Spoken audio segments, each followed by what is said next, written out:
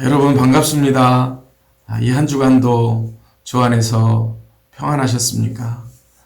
우리 사랑하는 남부 청년부 여러분, 그리고 이 영상 설교를 함께 듣는 모든 이들에게 주님의 평안과 또 기쁨과 회복의 은혜가 있기를 간절히 기원합니다. 오늘 우리가 함께 예배하는 중에 하나님이 주시는 은혜가 우리 모두에게 있기를 바랍니다. 우리 다 같이 사도신경으로 우리의 신앙을 고백하겠습니다.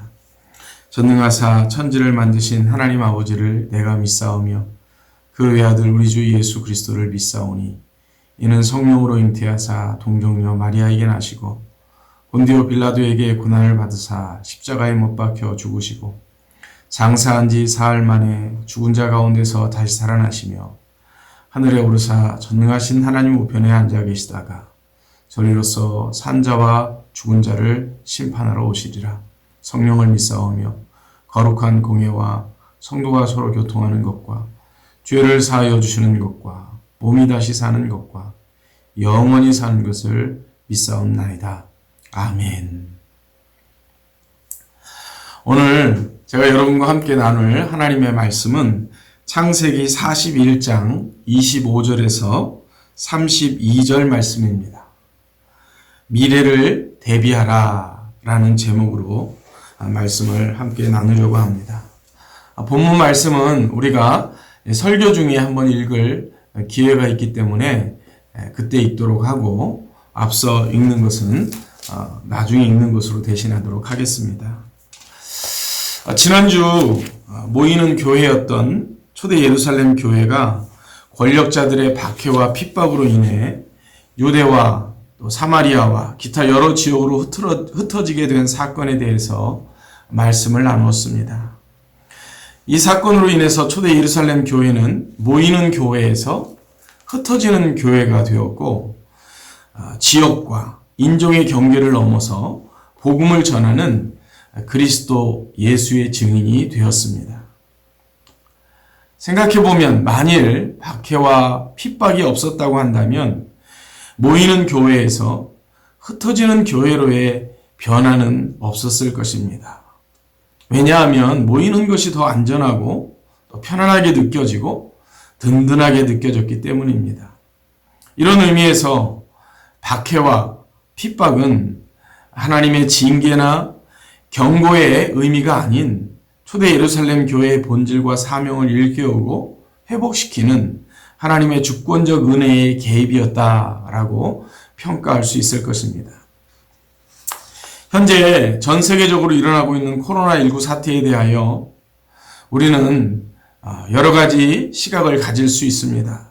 그 가운데는 분명히 하나님의 징계가 있고 경고라고 하는 그런 준엄한 관점을 가져야 할 것입니다.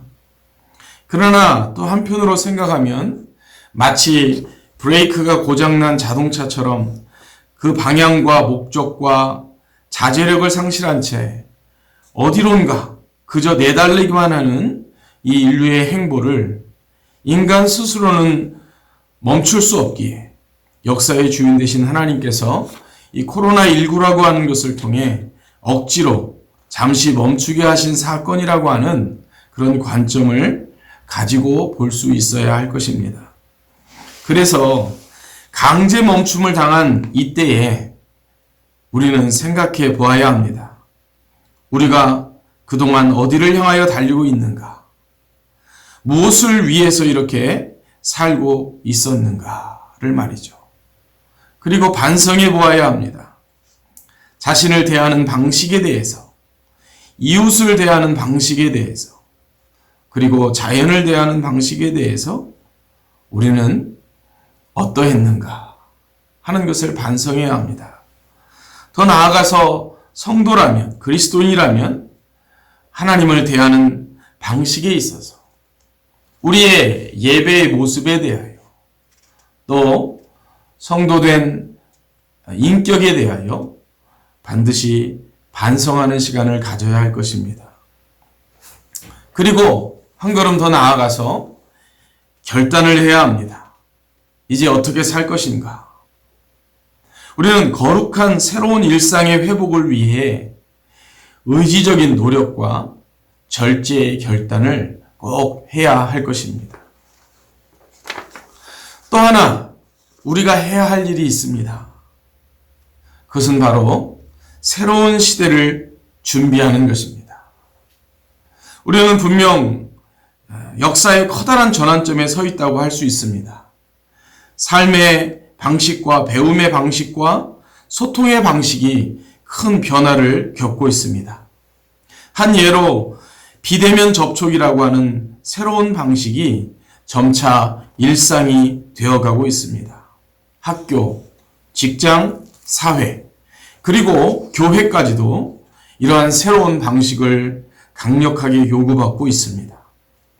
우리 세대에 지금처럼 뚜렷하며 전면적이고 급진적인 변화를 이렇게 강력하게 자각했던 적이 있었을까 하는 생각이 들 정도입니다. 그러나 역사를 반추해 보면 시대마다 선명한 변곡점들이 있었다는 사실을 잘 알 수 있습니다. 비근한 예로 중세가 끝나고 근세로 접어들게 된 결정적인 계기가 되었던 16세기 르네상스가 그러합니다. 또 근세의 농업 중심의 봉건주의 계급 사회에서 자본주의 민주사회로의 전환점이 되었던 19세기 산업혁명이 그러한 예라고 할 수 있을 것입니다. 이러한 역사적인 전환점에서 인간과 사회와 그리고 교회는 언제나 과거에 대한 반성과 현재에 대한 결단과 또 미래에 대한 준비를 해야만 했습니다. 그렇지 않으면 새로운 시대, 이 변화된 세대를 살아갈 수 없었기 때문입니다. 자, 그렇다면 오늘 우리가 경험하고 있는 이 코로나19 팬데믹을 통해 새로운 시대와 역사를 향하여 나아가는 이러한 큰 전환점에서 저와 여러분은 어떤 반성과 결단과 준비가 있어야 할까요? 지난 시간까지 과거에 대한 반성과 현재에 대한 결단에 초점을 두고 말씀을 나누었다면 오늘 이 시간에는 미래에 대한 준비, 거기에 초점을 두고 말씀을 나누면서 하나님의 음성을 듣기를 원합니다. 사회적으로, 정치적으로, 경제적으로, 문화적으로 어떻게 또 무엇을 준비해야 하는가 하는 것은 각 분야의 전문가들을 통해 귀한 통찰을 얻을 수 있을 것입니다. 그렇지만 가장 중요한 것은 새로운 시대로의 전환이 일어나고 있다는 것에 대한 자각을 우리가 먼저 깊이 하는 것입니다. 현재를 고집하면서 곧 다가올 미래를 준비하고 대비하지 않는다면 오늘 우리가 읽을 이 본문의 말씀처럼 한마디로 망하게 될 것입니다. 오늘 본문은 우리가 잘 아는 요셉에 대한 내용입니다. 요셉의 시대에 그 시대를 바꾸는 큰 전환점이 되는 사건이 발생했습니다. 그것은 이 7년의 대풍년에 이은 7년간의 대흉년이 일어나는 사태였습니다. 이 사건은 당시 고대 근동을 지배했던 애굽의 왕 바로의 두 번의 꿈을 통해서 이렇게 알려졌습니다. 그 꿈의 내용은 창세기 41장 전반부에 쭉 기록되고 있는데 내용을 요약하면 이렇습니다. 바로가 꿈의 나일 강가에서 보니 살찌고 아름다운 7 암소가 풀을 뜯고 있는데 갑자기 흉하고 파리한 7 암소가 나타나서 아름다운 7 암소를 먹어치우는 것입니다. 그리고 두 번째 꿈은 한 줄기에 무성하고 충실한 7 이삭이 나왔는데 그 후에 가늘고 마른 7 이삭이 나오더니 이 앞서 나온 좋은 7 이삭을 삼키는 것이었습니다. 이 두 번의 꿈을 꾼 바로는 그 의미를 알고자 애굽 전역에 있는 점술가와 소위 지혜가 있는 현인들이라고 하는 사람들을 다 불러 모았습니다.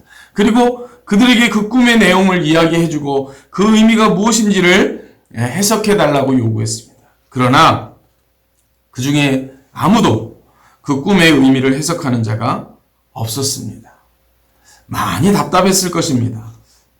왜냐하면 그 꿈이 너무나 괴이하고 그리고 생생해서 분명히 큰 의미가 있는 것이라고 확신했기 때문입니다. 바로 그때 2년 전 누명에서 풀려나 복권된 술 맡은 관원장이 누명을 쓰고 이 감옥에 있었을 때 자신의 꿈을 해석해 주었던 요셉을 기억해 내었습니다. 그리고 왕에게 그 요셉을 추천합니다. 요셉을 통하여 요셉이라고 하는 이 사람에 대하여 이야기를 들은 바로가 감옥에 있던 요셉을 불러냅니다. 여러분 한번 생각해 보십시오. 요셉의 전체 인생에 있어서 참 이 장면은, 이 순간은 참으로 드라마틱한 순간이 아닐 수 없습니다. 이렇게 해서 바로 앞에 서게 된 요셉, 그리고 그 바로를 통해 자신의 꿈 이야기를 들었던 그 요셉, 참 하나님의 인도하심이 참으로 놀랍다는 것을 알 수 있습니다. 어쨌든 바로의 꿈 이야기를 듣게 된 요셉은 즉시로 그 의미가 무엇인지를 알아냈습니다. 그리고 그 의미가 무엇인지를 해석한 내용이 오늘 이 본문, 바로 창세기 41장 25절에서 32절의 말씀입니다. 여러분 한번 성경을 펴시고 한번 본문을 같이 보도록 하겠습니다. 제가 읽겠습니다. 요셉이 바로에게 아뢰되 바로의 꿈은 하나라. 하나님이 그가 하실 일을 바로에게 보이심이니이다. 7 좋은 암소는 7회요 7 좋은 이삭도 7회니 그 꿈은 하나라. 그 후에 올라온 파리하고 흉한 7소는 7년이요 동풍에 말라 속이 빈 7 이삭도 7회 흉년이니 내가 바로에게 이르기를 하나님이 그가 하실 일을 바로에게 보이신다 함이 이것이라. 온 애굽 땅에 7회 풍년이 있겠고 후에 7회 흉년이 들므로 애굽 땅에 있던 풍년을 다 잊어버리게 되고 이 땅이 그 기근으로 망하리니 후에 든 그 흉년이 너무 심함으로 이전 풍년을 이 땅에서 기억하지 못하게 되리이다. 바로께서 꿈을 2번 겹쳐 꾸신 것은 하나님이 이 일을 정하셨습니다. 하나님이 속히 행하시리니. 총리가 되어서 이 역사적인 대전환점이 된 사건을 잘 관리해서 시대의 위기를 극복하고 결국 여러분 어떤 일이 벌어지냐면 야곱의 가족이 이스라엘 민족으로 성장하는 그런 토대를 마련하게 되는 그런 사건이 벌어지는 것이죠. 사랑하는 여러분, 우리가 이 요셉의 이야기를 통해서 오늘 우리 시대, 오늘 이 시대에 개인적이고 또 공동체적으로 교훈을 삼아야 할 것이 있습니다. 그것이 무엇일까요? 여러 가지 이야기할 수 있겠습니다만 오늘 2가지를 우리가 함께 마음에 담기를 원합니다. 첫째는 역사의 주인이 이 역사를 움직이는 하나님이 그의 뜻대로 이 역사를 이끌어 가신다고 하는 관점입니다. 앞에 다른 설교를 통해서도 이 말씀을 드렸습니다만 우리가 이 관점을 가지는 것이 너무나 중요합니다. 역사는 하나님이 움직이시고 그의 뜻대로 이끌어 가신다 하는 겁니다. 요셉은 바로의 꿈의 정체가 무엇인지 처음부터 말합니다. 여러분 이것이 참 중요합니다. 25절 말씀을 한번 같이 봅시다. 요셉이 바로에게 아뢰되 바로의 꿈은 하나라 이렇게 말하고 이렇게 이어서 설명합니다. 하나님이 그가 하실 일을 바로에게 보이심이니라. 앞으로 일어날 일, 역사에 대변혁을 가져올 큰 사건이 있을 겁니다. 그것은 7년 대풍년과 이어지는 대흉년의 사건인데 그것은 하나님이 하시는 일이라는 겁니다. 여러분, 우연히 일어나는 것이 결코 아닙니다. 이 사건을 통해 야곱의 가족들이 애굽으로 내려와 정착하게 되는 일이 가능해졌습니다. 여러분, 나는 오늘 우리 시대에 일어나고 있는 이 코로나19 팬데믹이 역사의 주인 되신 하나님이 하시는 일이라고 믿습니다. 그 결과는 좀 시간이 지난 이후에야 비로소 확실히 알게 되겠지만, 분명한 사실은 여기에 하나님의 섭리가 있다고 하는 사실입니다. 여러분, 우리의 인생도 마찬가지입니다. 우리의 삶 속에서 때때로 우리가 왜 이런 일이 일어나는가, 이 일의 의미가 무엇인가 라고 하는 것을 잘 알 수 없을 때도 있습니다. 저도 개인적으로 그러한 일들이 있습니다.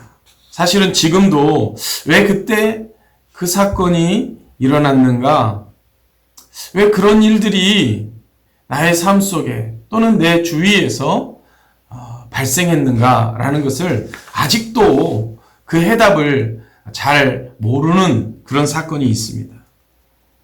그러나 여러분, 성도는 비록 그것이 잘 이해가 되지 않고 설명이 되지 않는다 할지라도 우리가 이런 분명한 성경적 관점을 가져야 합니다. 바로 하나님께서 하시는 일이다라고 하는 것이죠.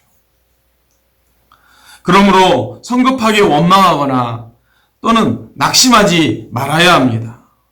오히려 하나님의 뜻이 이루어지기를 기도하며 기다리는 태도를 가지는 것이 너무나 중요하다는 겁니다. 때로는 얼마 지나지 않아서, 때로는 좀 더 이후에 그 일이 왜 일어났는지, 하나님의 섭리가 무엇인지 분명하게 알게 되는 날이 올 것입니다. 우리는 바로 그러한 날을 기다리면서 우리 주변에서 일어나는 사건들에 대하여 성급하게 낙심하거나 절망하지 말아야 할 것입니다. 두 번째 우리가 배워야 할 교훈은 앞으로 다가올 미래를 대비하고 준비해야 한다는 것입니다. 여러분, 그렇지 않으면 망하기 때문에 그렇습니다. 우리 앞에 다가올 미래 어떤 것일까요? 긍정적이고 희망적인 보랏빛 미래를 원하고 또 그렇게 되기를 바라지만, 여러분, 많은 미래학자들은 우리의 미래에 대하여 암울하고 부정적인 전망을 내놓고 있습니다. 인류가 에너지 자원을 지금처럼 무절제하게 사용한다면, 그리고 개발이라는 이름으로 지금처럼 무분별하게 자연을 훼손한다면, 또 시장 자본주의 경제가 지금처럼 무한 생산과 무한 소비를 반복한다면 인류는 아주 위험해지고 생태계는 파괴되고 또 불균형과 불평등으로 극심한 혼란에 직면할 것이라고 하는 전망들입니다. 여러분, 우리는 바로 이러한 전망들을 들으면서 각성해야 합니다. 그리고 대비해야 합니다. 지혜를 모으고 구체적인 삶의 방식의 변화를 또 준비해야 합니다.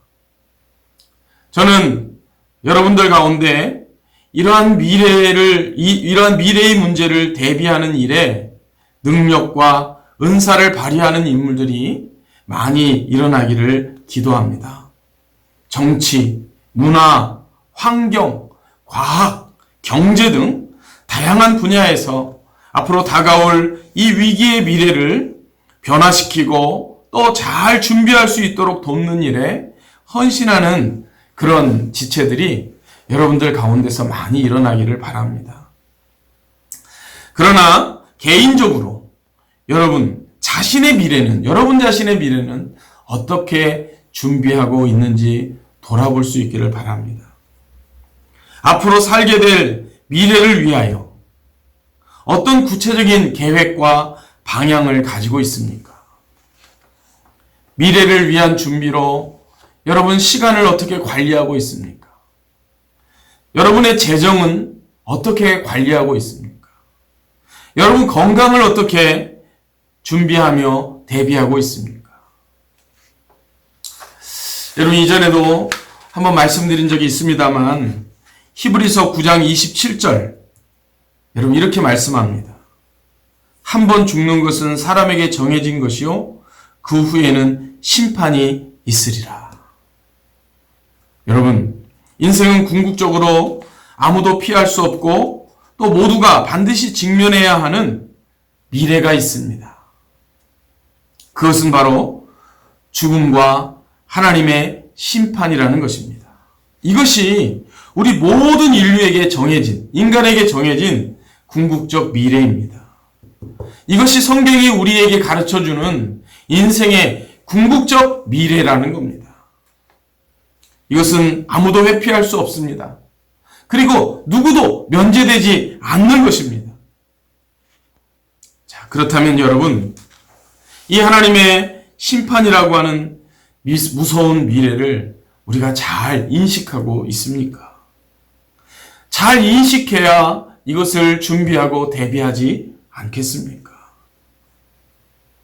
우리가 이 하나님의 심판이라고 하는 궁극적 미래를 위한 영적인 관리를 우리는 어떻게 하고 있는지 꼭 돌아봐야 하겠습니다. 여러분, 어떻게 준비하는 것이 이 궁극적 미래를 준비하는 가장 지혜로운 방법일까요? 우리는 성경 속에서 그 지혜를 얻을 수 있습니다. 성경 로마서 8장 1절 이하에서 이렇게 말씀합니다. 그러므로 이제 그리스도 예수 안에 있는 자에게는 결코 정죄함이 없나니 이는 그리스도 예수 안에 있는 생명의 성령의 법이 죄와 사망의 법에서 너를 해방하였음이니라. 아멘. 여러분, 저는 우리 인생의 미래를 대비해야 한다라는 제목의 말씀을 하고 있습니다. 어떻게 준비하는 것이, 어떻게 대비하는 것이 우리 인생의 미래를 준비하는 가장 지혜로운 방법일까요? 성경은 우리에게 너무나 분명하게 말씀합니다. 그리스도 예수 안에 있는 것, 예수 그리스도의 십자가의 대속과 그 부활의 능력을 믿는 것, 그래서 예수님을 의식하고 그의 말씀을 기준으로 삼는 것, 그래서 그의 몸된 교회 공동체를 사랑하고 서로 섬기는 것, 그가 만드신 세상을 사랑하고 또한 이웃을 사랑하는 것, 이것이 인생의 궁극적 미래인 하나님의 심판을 대비하는 유일한 길임을 분명히 잘 알고 이것을 준비하는 삶을 살아내는 것. 여러분, 이것이 바로 미래를 준비하는 지혜로운 방법이라고 성경은 말씀합니다. 사랑하는 여러분, 인생의 궁극적 미래인 하나님의 심판을 대비하는 유일한 길, 예수 그리스도 안에 거하는 겁니다. 그것을 잘 알고 그 미래를 잘 준비해서 사망이 아닌 생명으로 또 망하는 것이 아닌 흥하는 인생이 되시기를 주님의 이름으로 간절히 축원드립니다. 여러분, 요셉의 생애 속에서 우리가 미래를 대비하라고 하는 이 교훈을 통해서 오늘 이 시대의 미래를 또 준비하고 대비할 뿐만 아니라 궁극적 인생의 미래를 준비하고 대비하여 참 생명의 길을 걷는 저와 여러분이 될 수 있기를 바랍니다. 우리가 오늘 함께 찬양을 좀 하려고 합니다. 찬송가를 한 장 함께 하려고 준비했는데요. 425장입니다. 425장 찬송가입니다. 425장은 주님의 뜻을 이루소서라고 하는 찬송입니다. 같이 부르면 좋겠습니다. 주님의 뜻을 이루소서 고요한 중에 기다리니 진흙과 같은 날 빚으사 주님의 형상 만드소서 주님의 뜻을 이루소서. 주님 발 앞에 엎드리니 나의 맘속을 살피시사 눈보다 희게 하옵소서.